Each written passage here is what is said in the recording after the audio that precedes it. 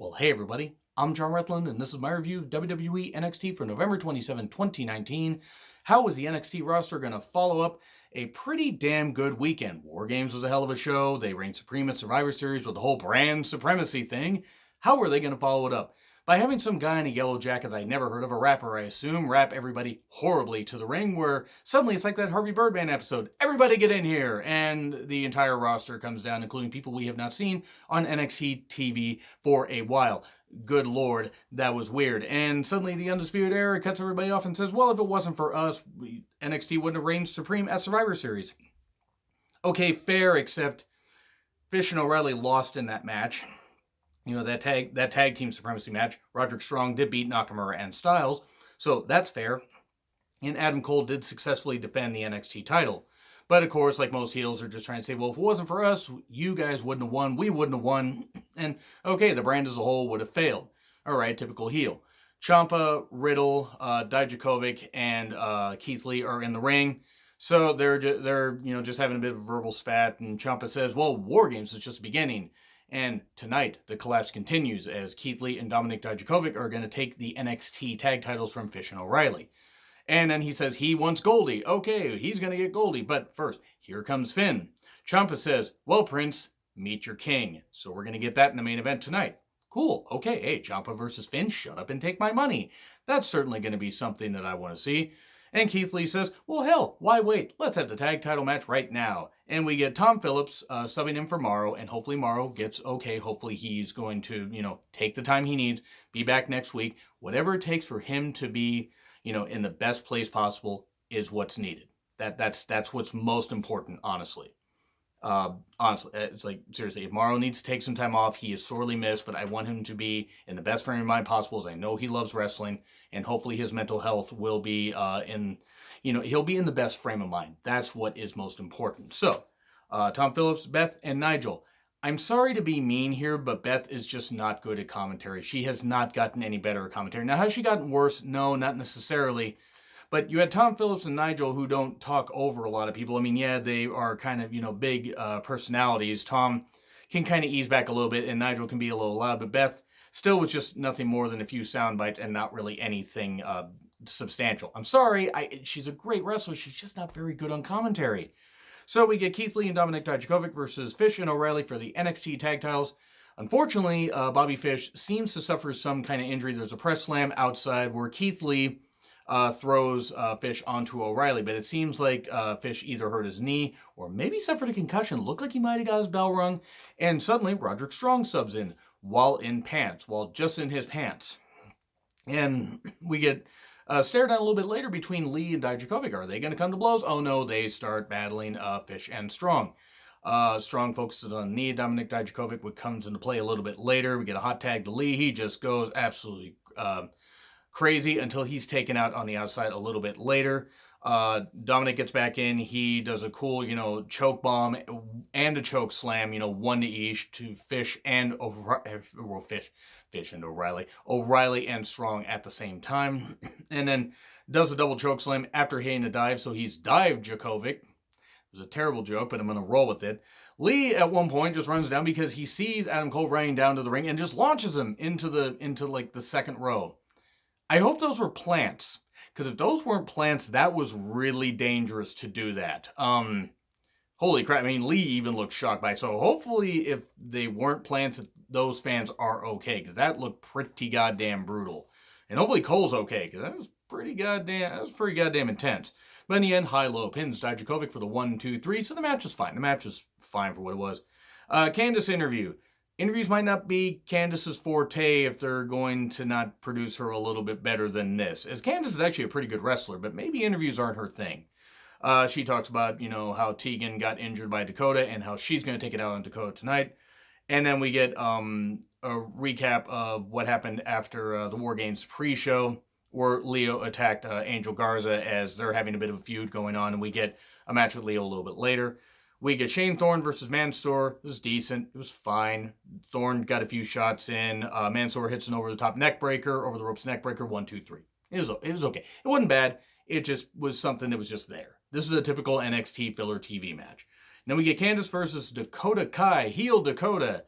Sweet Jesus, this is the type of Dakota Kai we've needed, because unfortunately they had kind of run themselves ragged with the whole face Dakota, because they didn't really know what to do. Now, granted, that knee injury to her may have actually, stalled any possible title run for her. Though I don't think she would have gotten the title. I mean, there's no way of knowing, obviously. I don't think she would have gotten the title. I think she would have been knocked down the card and then had to go back up.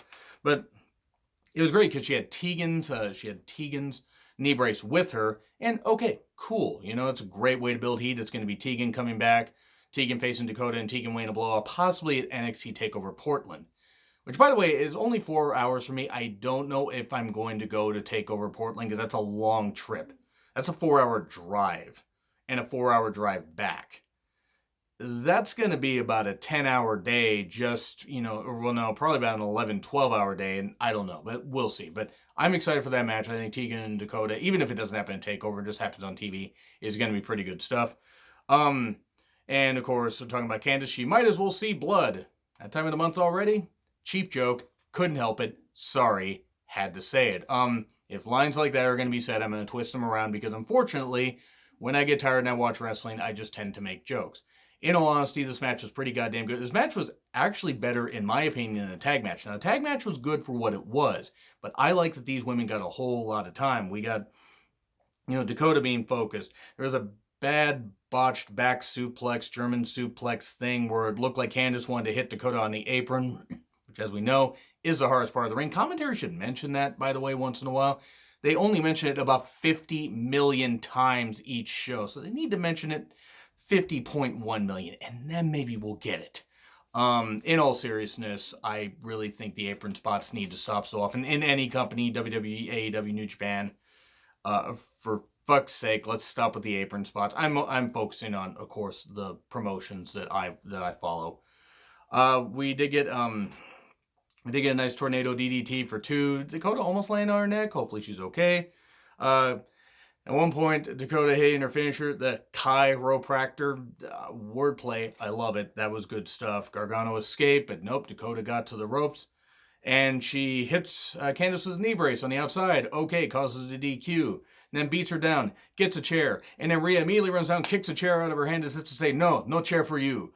And we're possibly going to get Rhea facing Dakota at some point. I think we're going to get Rhea beating Shayna for the championship, and then we're going to get Dakota challenging her at some point. We get Kathy interviewing Ciampa just to hype up his match against Finn. And then we get Cameron Grimes in a swamp. I don't know why, and hopefully his hat's okay, because it was a glorious hat and it should not be in the swamp. We get a Rhea hype package. Fucking hell, have they strapped a rocket to Rhea. All they have to do is get the NXT title on her, the women's title. Hell, the NXT title at this point. She could probably take on most of the men. But the NXT women's title, they need to get it on her at some point. I'll get into that here in a little bit. We get Tozawa versus Lio Rush. Akira Tozawa got booed because he's from Raw and he had a Raw t-shirt when he came out. Not bad at all. Flippy shit to start. Pretends to be shocked. Title match, if I didn't mention that before, by the way. We get Senton on the apron once again, the hardest part of the ring. We get some groundwork by both guys. We get a double pump kick that knocks both guys down. We get a German suplex that throws Lio Rush to the outside. Geez, that looked painful. We get more Germans inside the ring. We then get 2 final hours, one to the back and then one to Tozawa to keep him down for the 1, 2, 3. Fine match.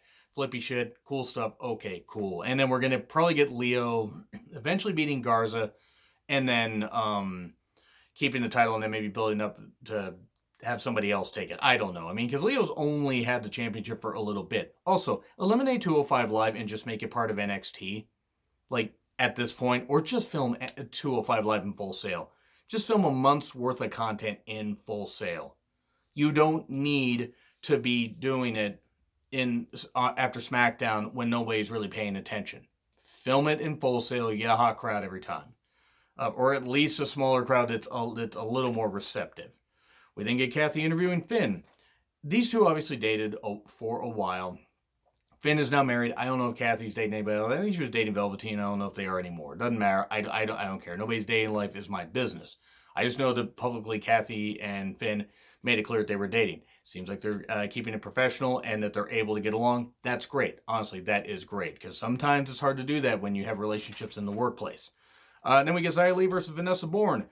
I was happy to see Vanessa Bourne. Happy to see Xia Li. And we're building up on this whole thing where Aaliyah got kicked in the face, and it's a work, by the way. Thankfully, Aaliyah is okay. They're building up this whole thing of Xia Li being dangerous. Vanessa wanting to get her revenge on Aaliyah. And Vanessa gets beaten in like a minute. And then Shayna and the OGs, Duke and Shafir, by the way, show up. And then Xia takes him down with kicks, but then gets taken down by Shayna. And then they're going to beat her up. And then Rhea, here, it's my brutality. She comes down and says, well, Shayna, want to say this. Want to say this face to face. So Shayna gets up on the ropes, up on the apron. And Rhea gets like really close to her and says, well, congratulations. You did beat Becky and Bayley at Survivor Series. Because Shayna had mentioned that a little bit earlier. But when we faced off, I beat you. When we face off, I'm going to take the title from you. I don't know when that's going to happen. I don't think it's going to happen next week, but it's got to happen by no later than the beginning of the year for this reason. Have it be on the first NXT of the year. You start off right, because unless you're suddenly going to move Rhea to the main roster and have somebody else take it from Shayna, the idea is to move Shayna up to the main roster. Well, maybe not even the main roster. Just move her to Raw or SmackDown. Because NXT is main roster, since it's on USA, it's on an equal platform and everything. Move Shayna up to Raw so she can face Becky, beat Becky. Because even I gotta admit that it's time for a change. You can do long title reigns, but at this point, somebody's got to beat Becky, and Shayna would be the one to do it, given what happened at the close of Survivor Series. That should be a good matchup. Rhea versus Shayna, whenever that happens, should be good. And then we get Damian Priest versus Killian Dane next week.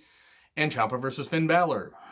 And it was a good match. It was a really good match. I want to make mention really quickly, just so I don't forget, Lady Ref Jess, the female ref that they have in NXT. It was her last NXT show. She's going to be part of the SmackDown brand. And check out the WWE NXT Twitter account. They had a nearly 5-minute clip after NXT went off the air of Ciampa saying, hey, it's her last show.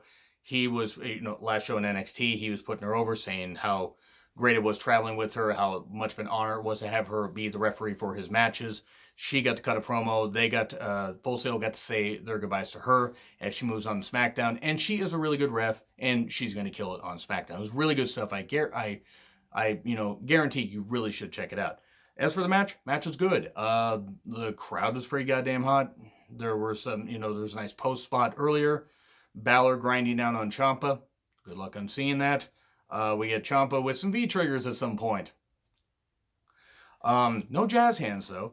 And then we get an air raid crash outside. And later we get an air raid crash off the ropes for 2. We get Ciampa saying, this is for Johnny. And he tries to beat him. But then Michael Cole coming down to distract would have been interesting. But no, Adam Cole comes down. And then we get the championship in the ring. Balor tries to use it. Jess, the referee, stops it. And then soon, a variation of the Eye of the Hurricane onto the belt. Balor didn't realize, and the ref's like, well, it was inadvertent. 1, 2, kick out. And then Cole ends up hitting the kick on Ciampa when he's on the ropes while the referee's distracted. 1916, aka Bloody Sunday. 1, 2, 3. Don't Google Bloody Sunday, by the way. 1, 2, 3 pins Ciampa. And then Cole's standing over him with the championship. And Balor's just standing there. And Cole pats him on the back, and then Balor does the same thing he did to Gargano a few weeks ago and just kicks Cole right in the face. Does that back kick. Balor has no allegiance to anybody. So overall, this was a pretty good show. It was solid. It was solid in the sense that it advanced some good storylines and everything. I can't say that everything was perfect on this. However, I do like the stuff they were doing with the women. I like the main event. And it was pretty good stuff for this. So I'm going to say B. Now, I was close to a B-, but once I thought more about the stuff they did with the women, I liked it, and I thought it was good. So B, if I don't put a poll up there, please let me know what you think in the comments. And also, want to make mention really quickly at the end of this video, if you guys are still watching, all 5 of you, I kid, check out cat_woman13's YouTube channel, Abby Normal Wrestling Thoughts, AB Normal Wrestling Thoughts, or just ask me for the link, or just type that in. And I'll make sure to put it in the description, to check that out. But, she's a cool wrestling fan. I just want to give her, I want to give her channel some love. And I want you guys to check it out because I think she has some really good thoughts when it comes to wrestling. Anyway, agree, disagree with what I said, like, share, subscribe, Twitter handle in the description. I'm John Ritlin. I'll see you soon.